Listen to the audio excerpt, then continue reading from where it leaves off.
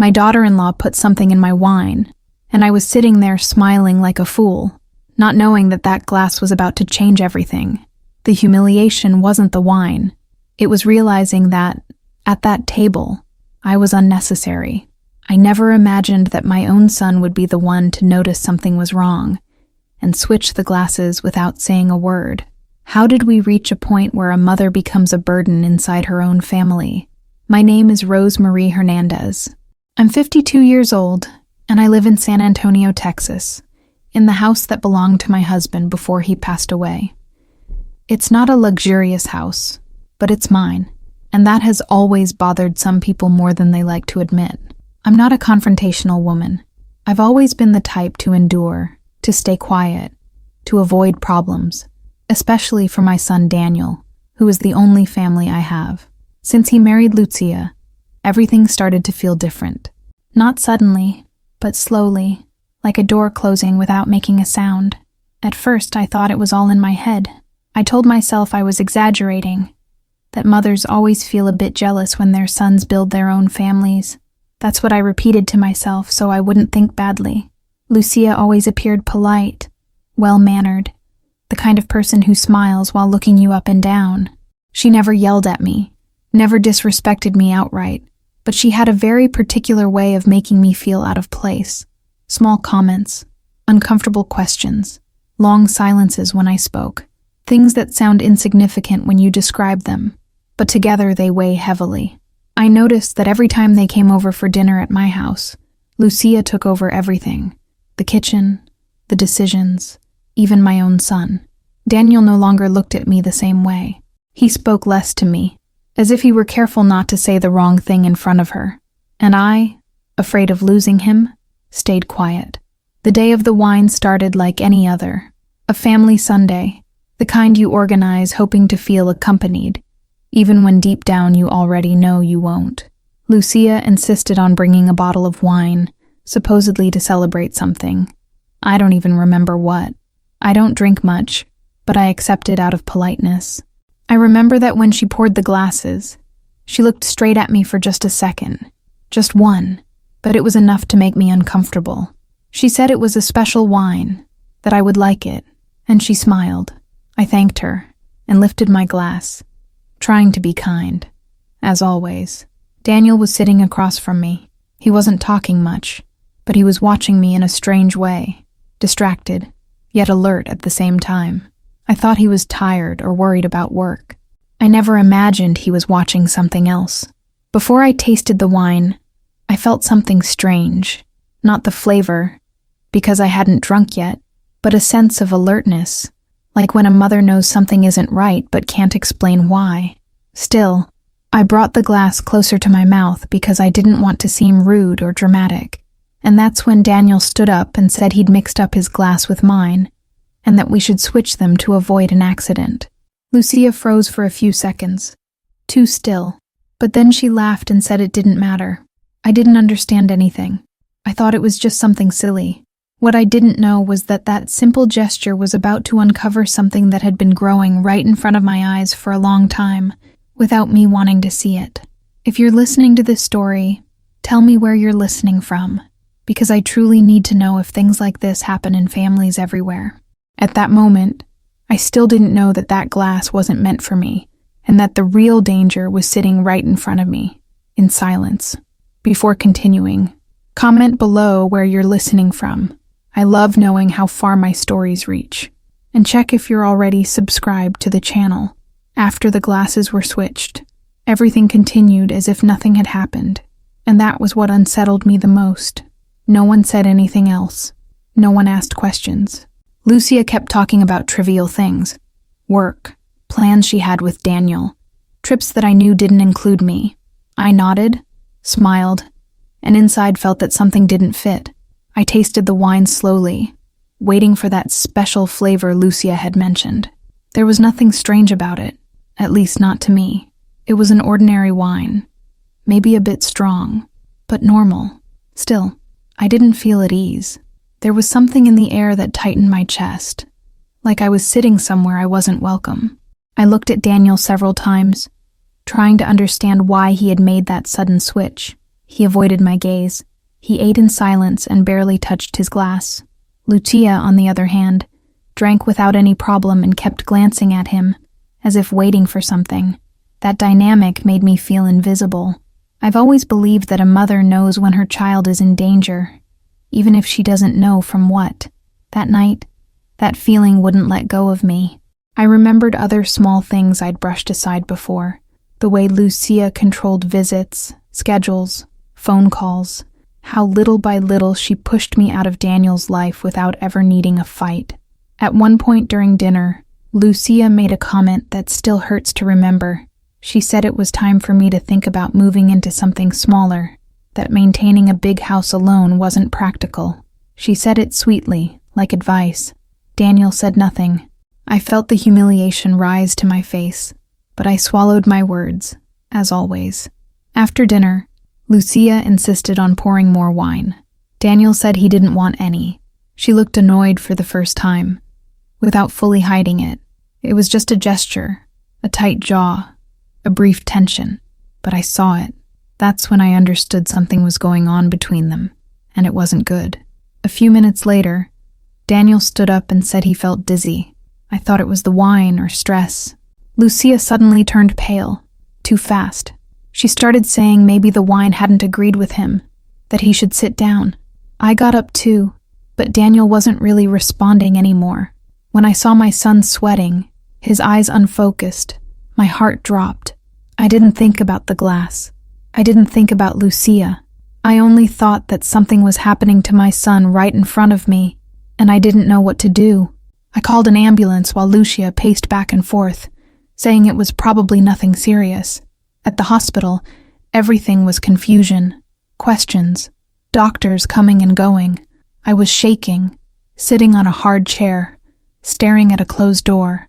Lucia didn't come near me even once. She spoke on the phone in a low, nervous voice. In the middle of that chaos, an idea hit me like a blow. I remembered the glass swap. I remembered Lucia's look. And for the first time, I thought something I never wanted to think. What if that glass wasn't meant for me? That question froze my blood, because it meant something far worse than I had imagined from the beginning. The hours at the hospital felt endless.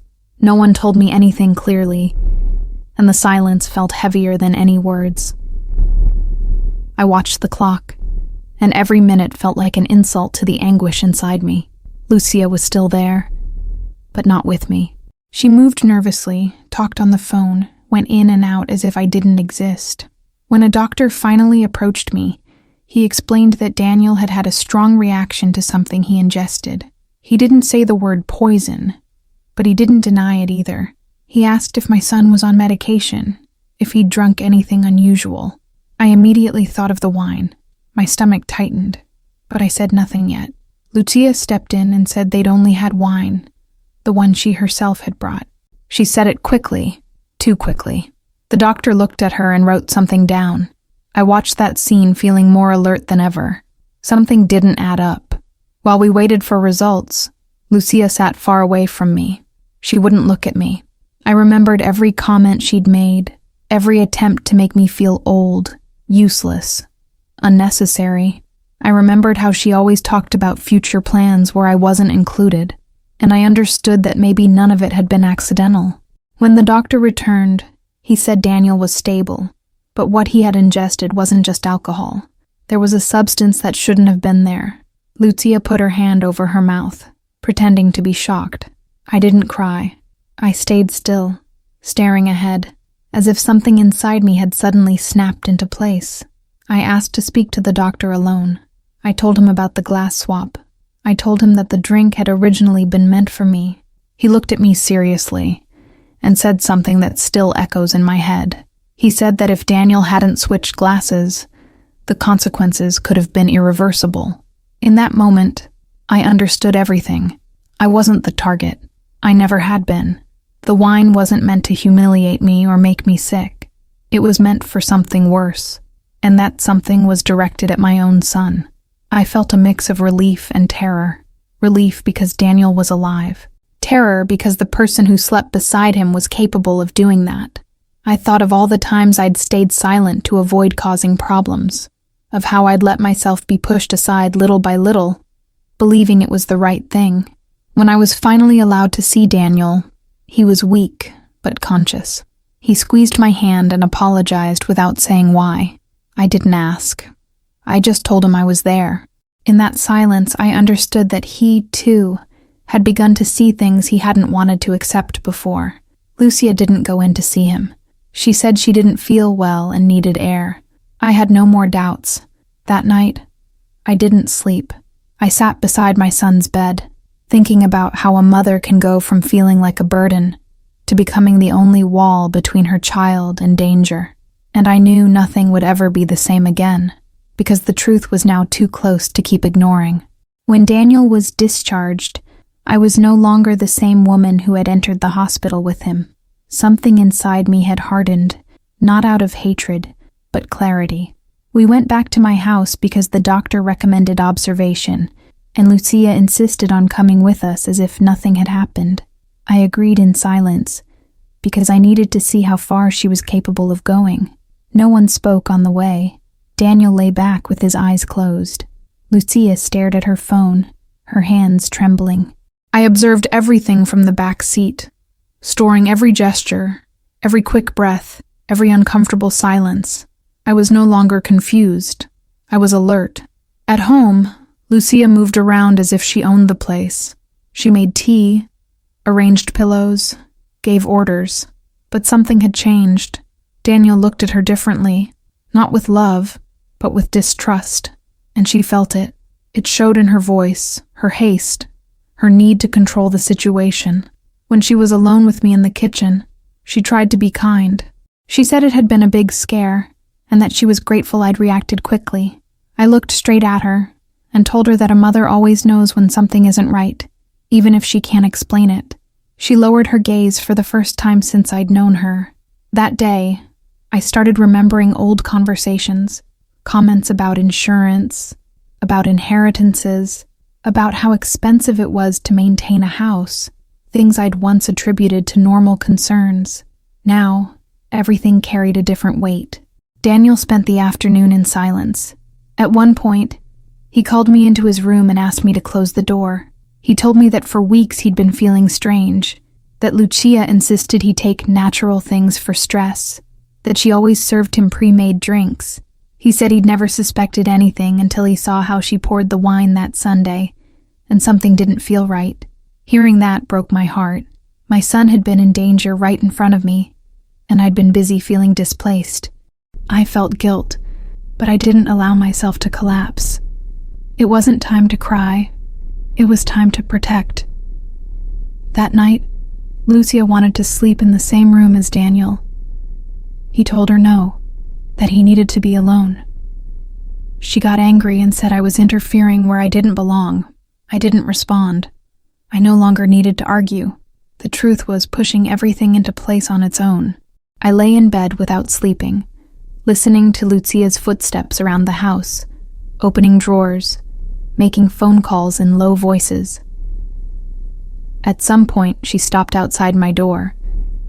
I took a deep breath and knew that fear had changed sides. At dawn, I understood something that gave me strength. I may have been the burden in her eyes, but I was also the only one who had seen everything from the outside, and that put me exactly where I needed to be to make sure no one else got hurt.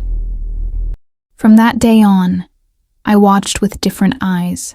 I no longer talked too much or asked direct questions. I just watched and listened. Lucia moved through the house with constant tension, as if she knew something was slipping out of her control. Daniel was still weak, but alert. He no longer trusted blindly, and it showed in every gesture. Lucia insisted on preparing everything for him: food, drinks, even the medications the doctor had prescribed.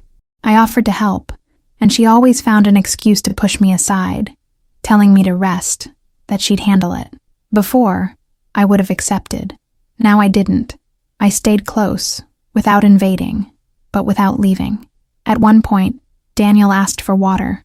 Lucia rushed forward as usual, but he told her no, that he wanted me to bring it. It was a simple sentence, but the silence that followed was heavy. Lucia pretended not to care, but pressed her lips together and left the room. That afternoon, while she was on the phone in the yard, I went into the kitchen. I wasn't looking for anything specific, just confirming a feeling. I checked the drawer where she kept herbs, supplements, and small jars. I found one without a label. I didn't know what it was, but it shouldn't have been there. I slipped it into my purse without anyone seeing me. I didn't feel fear. I felt determination. That night, Daniel and I talked for a long time. He told me he'd felt controlled for a while, that Lucia got angry if he wanted to see someone without telling her, that she checked his phone, made decisions for him. I told him that love doesn't feel like that when you live in fear, something is wrong. He listened in silence, like someone finally allowing himself to hear what he'd always avoided. Lucia interrupted us, annoyed, asking what we were talking about. Daniel said he needed rest. She looked at him with barely disguised rage and slammed the door as she left. I knew then that we couldn't keep pretending nothing was happening. Things were reaching a dangerous point. The next day, Daniel had a follow-up appointment. Lucia said she couldn't go, that she had things to do. I went with him. At the clinic, I handed the jar to the doctor and told him everything, without embellishment. He grew serious and said they would run tests. He couldn't confirm anything yet, but said we'd done the right thing. When we left, Daniel was pale. He asked me if I really thought his wife was capable of something like that. I didn't answer with words. I hugged him. Sometimes silence says more than any hard truth. That night, Lucia came home late, with a forced smile and too many questions. I wasn't afraid anymore. I knew the time for doubt was ending, and that soon everything would come to light, no matter how much it hurt. The following days were tense. No one said anything directly, but we all knew something was about to explode. Lucia changed tactics. She stopped hovering over Daniel and started playing the victim instead, saying she felt excluded, that I was interfering in her marriage. I listened without responding. I no longer needed to defend myself. Daniel was improving physically, but inside he was shattered. I saw him walk around the house as if he didn't recognize the place where he lived. Sometimes he looked at me as if asking permission to feel angry. I told him he had the right to think calmly, not to rush decisions, but also not to close his eyes again. One afternoon, Lucia confronted me in the kitchen. She said I'd always wanted to separate them, that I'd never accepted her. She talked about sacrifice, about love, about everything she'd done for Daniel. I let her speak. When she finished, I said something very simple. I told her that a woman who truly loves does not control or poison the peace of her home. She froze.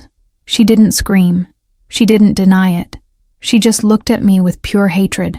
That night, Daniel confessed that he'd checked things he'd never dared to before. Bank statements, deleted messages, strange movements. Nothing fully clear yet, but enough to break trust. He told me he was afraid to sleep next to her. That, as a mother, hurt me more than any insult. The next day, the doctor called and asked us to come in. Lucia wanted to come. Daniel said no. It was the first time I saw her completely lose control. She yelled, cried, said I was manipulating him. Daniel didn't respond. He just left with me. At the clinic, the doctor was careful. He said the tests showed a substance that shouldn't be in Daniel's body. It wasn't lethal in a single dose, but accumulated, it could cause serious harm. He said someone had been giving it to him regularly. I felt the floor shift beneath me. Daniel covered his face with his hands. He didn't ask who. He already knew. The doctor talked about legal options. Protection. Daniel asked for time. I nodded. Everyone faces the truth at their own pace. On the way home, the silence was different. It wasn't doubt anymore. It was decision. Lucia was sitting in the living room waiting. She tried to read our faces. I knew answers were coming, and this time, I wouldn't stay quiet. When we walked in that afternoon, Lucia stood up immediately. Her eyes were red, but her back was rigid, like someone who'd rehearsed what she was about to say. She asked how the appointment had gone. Daniel didn't answer. He walked straight to his room and closed the door. That gesture said more than any scream. Lucia followed me into the kitchen. She said I was destroying her marriage. that she'd never been able to stand me because I always wanted to control my son. I took a deep breath and told her not to confuse things, that I didn't need to control anyone to be a mother, that all I'd done was observe and listen. She started crying, but it wasn't a clean cry. It was rage mixed with fear. She said Daniel was weak, that without her he couldn't make decisions. That's when I understood everything. It wasn't about love or jealousy. It was about power. That night, Daniel came out of his room and sat with us. He looked at both of us and said he needed answers. Lucia tried to speak, but got tangled in her own words. She said it was all stress, that we were exaggerating, that no one wanted to hurt anyone. Daniel asked her directly about the substances. She denied it. I didn't intervene. I didn't need to. Daniel asked her to leave for a few days, that he needed time to think. Lucia exploded. She said the house wasn't mine, that he owed me nothing anymore, that I was old and alone and wanted to drag him down with me. That was the final humiliation, and the last word I allowed her to say to me. I stood up and told her that the house was mine, that it always had been, and that if anyone was leaving that night, it wasn't my son. She looked at me with contempt, but also with something new, fear. She packed in a hurry. Before leaving, she went up to Daniel and told him he wouldn't be able to survive without her. He didn't respond. He just lowered his gaze. When the door closed, I felt a heavy but necessary silence. That night, Daniel and I stayed in the living room without speaking. He cried like he hadn't since he was a child. I didn't tell him everything would be okay. I told him he had survived, and that was enough to start again. The days without Lucia in the house were strange, not peaceful yet, but clearer. Daniel moved slowly, like someone learning how to breathe again. He slept poorly, woke up startled, sometimes stared into nothing. I didn't pressure him. I was just there. Sometimes presence is the only form of care. Lucia called constantly. Long messages, crying voice notes, promises to change. Daniel didn't respond. I heard the phone vibrate and felt each call was an attempt to regain control over what she'd lost. One afternoon, he asked me to block her number for a few days. We did it together. It was a small but firm gesture. Meanwhile, I continued what I'd started. I went back to the doctor, brought more information, asked what steps to take. They talked to me about reports, restraining orders, long processes. I listened calmly. I didn't want revenge. I wanted safety for my son. A few days later, Lucia showed up without warning. She walked in as if she still lived there. Daniel wasn't home. She looked at me arrogantly and said she was there to get some things. I told her she couldn't come in unless he was present. She laughed and said I was no one to set rules. I told her that in that house, I was. As she gathered her belongings, she talked to herself. She said Daniel was ungrateful, that she'd done everything for him, that without her, he'd still be a child. I listened without interrupting. When she finished, I asked her something very simple. I asked if she'd ever thought she could kill him. She went silent. That answer was enough. She left, slamming the door. That same night, Daniel told me he'd decided to talk to a lawyer, not because I'd asked him to, but because he no longer wanted to live in fear. I hugged him, proud. It wasn't easy to face someone you'd loved, but it was necessary. Little by little, the truth settled into place. Friends who'd drifted away started calling again. Small stories surfaced. Lucia's comments about money, insurance, control. None of it had been accidental. I looked at my son and understood that the wine hadn't been an isolated incident. It was the peak of something that had been building silently for a long time, and I knew that if Daniel hadn't switched glasses that day, we'd be telling a much darker story now. As the days passed, Daniel began to recover something I hadn't seen in him since before he got married: calm. It wasn't happiness yet, but the constant knot in his chest was gone. He ate better, slept more, made small decisions on his own. I watched quietly. That process had to be his. The lawyer was clear. He explained that what had happened was serious, that it wasn't just a marital dispute or poorly managed jealousy. He spoke about medical tests, psychological control, patterns. Daniel listened in silence. When asked if he wanted to proceed, he said yes, but calmly. He didn't want scandals. He wanted closure. Lucia kept trying. She changed her tone, no longer accusing, now apologizing, saying she was confused, that she never meant to hurt him, that things got out of control. Daniel listened to her once, on speakerphone, with me present. When she said she did it out of love, he hung up. He looked at me and said love doesn't put someone in danger. That's when I knew he was waking up. One afternoon, a legal notice arrived. Lucia had tried to enter the house while we were away, and a neighbor called the police. Nothing major happened, but it was documented. That helped more than we imagined. Daniel no longer hesitated. Reality was asserting itself. I, for my part, began to think about myself. For years, I'd gotten used to making myself smaller, so as not to bother anyone. Now I understood that silence had cost me too. I decided to go back to work, even part-time, not for money, but for dignity. Daniel supported me immediately. One night at dinner, he told me something that stayed with me. He said that if he'd survived, it was because I was there, even when it seemed like I didn't matter. I didn't respond. I just served him more food. Sometimes mothers speak like that. Lucia stopped calling. We heard through others that she was angry, saying we'd betrayed her. I felt no guilt. I felt relief. The danger was no longer inside the house. That Sunday I opened a different bottle of wine. I poured it calmly. I toasted with my son, without fear. We weren't celebrating a victory. We were celebrating being alive. And I understood that that glass swap hadn't only saved Daniel. It had given me back my place as a mother and as a woman. As the weeks went by, the house began to feel different. Not happier, but more honest. We no longer walked on eggshells or measured every word. Daniel continued therapy, and I respected that space. I learned that accompanying someone doesn't mean asking all the time. It means being available when they choose to speak. One day, he told me he wanted to go back to the apartment he'd shared with Lucia, just to collect his things. He asked me to go with him. Not because he was afraid, but because he needed to close that chapter with someone who knew him from before. I agreed, not out of control, but presence. The place was the same, but empty. No photos, no flowers, none of the forced order Lucia imposed. Daniel walked slowly, touching his things like he was saying goodbye to a version of himself. I stayed quiet, watching. Then he found a box he didn't recognize. He opened it.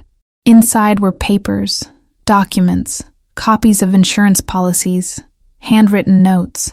We didn't understand everything right away, but it confirmed what we already knew. Nothing had been improvised. Daniel didn't cry. He closed the box and put it away. He looked at me and said it was enough. We left without looking back. On the drive, he told me that for the first time, he felt he was making decisions for himself, not to meet expectations. I told him that was also growing up. Days later, Lucia tried to reach out again. She sent a message saying she wanted to talk, that she needed to explain herself. Daniel didn't reply. He showed me the message and deleted it, not with anger, but with firmness. I understood that some things don't need explanations, only distance. At a family gathering, someone mentioned Lucia. There was an awkward silence. I spoke and said that some stories aren't told to judge, but to learn how to set boundaries. No one asked more. Sometimes respect returns when you stop asking for it. That night, I sat alone in the living room and thought about everything that had happened, about how close I'd been to believing my role no longer mattered, about how they'd made me feel old, unnecessary, out of place, and about how, in the end, I was the only one who saw the danger while there was still time to act. I didn't feel pride. I felt responsibility fulfilled. Being a mother doesn't end when children grow up. It just changes shape. And that day, I understood that staying silent out of love can also be a form of abandonment. Over time, questions started coming. Questions no one had dared to ask before. Family, friends, acquaintances who had heard bits and pieces and wanted to understand. I didn't give details. I just said that sometimes danger doesn't come from outside, but from the person sleeping next to you. That was enough. Daniel slowly began to organize his life. He changed routines, reconnected with people he'd distanced himself from, returned to things he enjoyed before marriage. I saw him lighter, though still carrying guilt. Guilt for not listening to me sooner, for putting himself at risk, for loving someone who almost destroyed him. I kept telling him that guilt heals nothing. It only paralyzes. One afternoon, he asked me if I'd suspected something from the beginning. I told him the truth. I said no. That at first I only felt pushed out of his life, and that hurt me. That I never imagined how far someone could go for control. Daniel lowered his head and said neither had he. That he thought love meant enduring. That sentence hurt me more than any insult Lucia had ever thrown at me, because I understood that idea is learned, at home, in families, in silences, and I too had taught him to endure too much. The legal process continued. Nothing fast, nothing easy, but it no longer robbed us of sleep. What mattered was that Lucia couldn't come near Daniel or the house. That distance was a new kind of peace. One day, Daniel told me he was thinking about moving out on his own again, not to run away, but to start fresh. He asked if I'd be okay. I smiled and told him yes, that my job as a mother wasn't to hold him back, but to teach him how to walk without fear. We hugged for a long time, without words. That night, I went through old papers and found photos from when Daniel was a child. I thought about how life sometimes puts tests in front of us disguised as people, and how sometimes a humiliation is just a warning of something much bigger. I had been treated as a burden, as extra, as the old woman who no longer fit. But in the end, I was the one who held everything together when it collapsed, and that isn't forgotten. When Daniel finally moved out, I felt a strange emptiness, not sadness, more like a mix of pride and quiet. The house was mine again, like before, but I was no longer the same woman living in it. Now I walked through those spaces differently, without asking permission from anyone. We kept talking every day, sometimes about important things, sometimes about nothing. I noticed he was learning to trust his own judgment. He no longer needed someone to tell him what to do. That brought me more peace than having him under my roof. One day, he called to say he'd received an email from the lawyer. The process was moving forward. There was enough evidence to document what had happened, even if it didn't end in severe punishment. Daniel said he didn't need more than that. What mattered was that Lucia no longer had power over his life. I agreed. I started doing things I'd postponed for years. I changed furniture, painted a wall, went out more. Not to forget, but to remember who I was before I shrank to fit into other people's lives. At another family gathering, Lucia's name came up again. This time, there was no discomfort, just silence. I said that everyone carries the weight of their actions, and that some mistakes aren't corrected with apologies, but with distance. No one argued. That night, I opened a bottle of wine alone, not out of habit, but as a personal gesture. I poured it into my glass without fear or bitterness. I toasted myself. I thought of that Sunday when everything began, and how a simple glass swap had revealed an enormous truth. I understood that I wasn't just a witness. I was part of the solution. Even when they made me feel invisible, my presence had been decisive, and that gave me a peace I hadn't felt in years. Sometimes life doesn't ask you to shout or take revenge. It only asks you to be awake at the right moment. And I was. Over time, the story stopped hurting the way it did at first. Not because it was forgotten, but because it no longer controlled our days. Daniel smiled more naturally. I watched from a distance, respecting his space, silently grateful that he was alive. One afternoon, he came to visit without warning. He brought bread, coffee, and a calmness that reassured me immediately. We sat at the table and talked for a long time. He said he'd realized something important, that if he hadn't switched the glasses that day, he wouldn't be sitting there with me. That for the first time, he understood his intuition had saved his life. I told him that sometimes you don't know why you do certain things. You just feel you must. Like him that Sunday. Like me when I decided not to stay silent anymore. We looked at each other and knew there was a before and an after that couldn't be erased. Daniel apologized again, for making me feel like a burden, for not defending me when Lucia humiliated me. I told him not to carry that we all learn sooner or later. What mattered was that he saw clearly now. That conversation closed many wounds, not because everything was perfect, but because there were no longer dangerous silences. We hugged goodbye, long and tight, the kind of embrace that says more than promises. That night, I sat alone in the living room and thought about Lucia, not with anger or a desire for revenge. I thought about how someone can lose everything by trying to control everything, and I understood that was already her consequence. I looked at my house, my life, my calm. I remembered how they'd made me feel small, useless, like I didn't belong, and how, in the end, I was the only one who stayed alert when it mattered, not out of heroism, but out of a mother's love. Sometimes the greatest reversal isn't punishing the guilty, but discovering that you always had value, even when they made you doubt it. Months passed, and life found its rhythm. It wasn't the same as before, but it didn't need to be. Daniel was stronger, more aware. That was enough. One day, he called to say he'd signed the final papers. The legal process didn't end in dramatic justice, but it set boundaries, records, protections. Lucia could no longer approach or interfere. Daniel said he felt relief. So did I. That night, I thought a lot about silence, about everything I'd kept quiet to avoid discomfort, to avoid losing my son, to avoid seeming dramatic, and I understood that silence had almost cost Daniel his life. Not out of bad intentions, but fear. Fear of being alone. Fear of confronting the truth. I learned that some silences protect, but others endanger, and that a mother doesn't stop being a mother because her son gets married. Sometimes true love means being uncomfortable, asking questions, looking twice. I started sharing my story only when I felt it could help, with women who felt displaced, ignored, erased, not to scare them, but to tell them their intuition matters, that they aren't imagining things, that when something doesn't feel right, it rarely is. Daniel came for dinner that Friday. We cooked together. We laughed.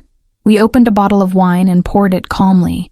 No strange looks, no tension.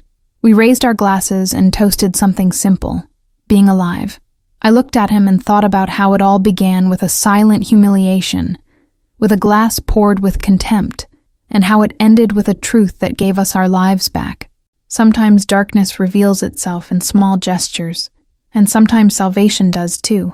Looking back still sends a chill through me, thinking how close we were to tragedy. It all started with a glass of wine and a humiliation disguised as kindness. Me believing I didn't matter, not knowing the real danger wasn't meant for me.